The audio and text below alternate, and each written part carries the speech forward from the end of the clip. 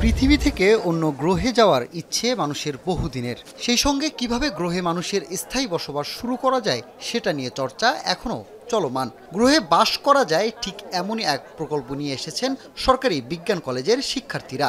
এমন প্রকল্প প্রস্তাবনায় নাসা থেকেও পেয়েছেন স্বীকৃতি। আধুনিক বিশ্বে প্রয়োজন এমন কয়েকশো প্রকল্প নিয়ে বিজ্ঞান মেলায় হাজির শিক্ষার্থীরা। প্রদর্শন করেন রোবট, রকেট, ড্রোন সহ পরিবেশ বান্ধব নানা প্রকল্প।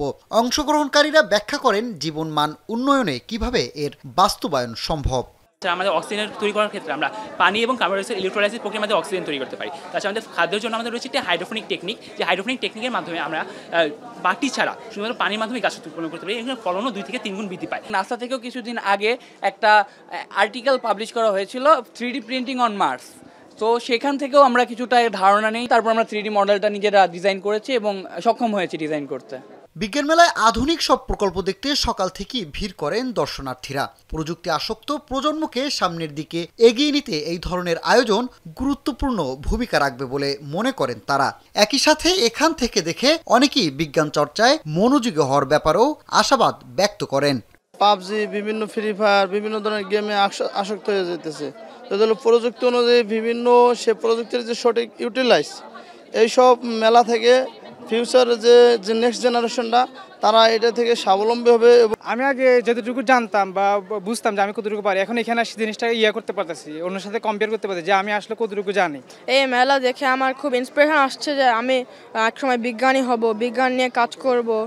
মূলত দেশের আগামী প্রজন্মকে বিজ্ঞান মনস্ক করার লক্ষ্যে এই ধরনের উদ্যোগ নেওয়া হয়েছে বলে দাবি করেন আয়োজকরা। সেই সঙ্গে এই মেলা আগামীতে দেশব্যাপী ছড়িয়ে দেওয়া হবে বলেও জানান বক্তারা। শুধু তাই না, বিজ্ঞান খাতে দেশকে এগিয়ে নিতে সাহায্য করবে এই ধরনের আয়োজন। বিজ্ঞান আল্লাহ তাআলার পক্ষ থেকে দেয়া আপনার জন্য সম্পদ, আপনি আমরা সেই সম্পদকে কাজে লাগাতে চাই। ইনোভেশনের মধ্য দিয়ে দুনিয়াকে পাল্টায় দিতে পারে, এই স্বপ্নটা আমাদেরকে সবাই মিলে দেখাইতে হবে, যাতে করে ব্রিলিয়ান্ট সায়েন্টিফিক মাইন্ড তৈরি হয়। আমাদের এই প্রজন্ম এমনভাবে গড়ে উঠুক, বিজ্ঞান মনস্ক হবে এবং তারা ইসলামকে, ধর্মকে করার মধ্য দিয়ে তারা সামনের দিকে এগিয়ে যাবে। বিভিন্ন প্রকল্পের পাশাপাশি আয়োজন করা হয় রুবিক্স কিউব সহ কুইজ প্রতিযোগিতা। এছাড়াও মুসলিম বিজ্ঞানীদের পৃথিবীতে অবদান নিয়েও ছিল প্রদর্শনী। আমার সাথে এই মুহূর্তে যে দুজন ক্ষুদে শিক্ষার্থী রয়েছে, দুইজনই ক্লাস 5-এ পড়ে, একজন সারিম আর একজন জাইফ। তা এই বয়সী তারা এক ধরনের যানবাহন তৈরি করেছে যেটা লাইন লেন্থ মেনে চলতে সক্ষম হবে। তাদের এই ধরনের ইনোভেশন হয়তো এদেশের আগামী প্রজন্মকে আরও বেশি অনুপ্রাণিত করবে।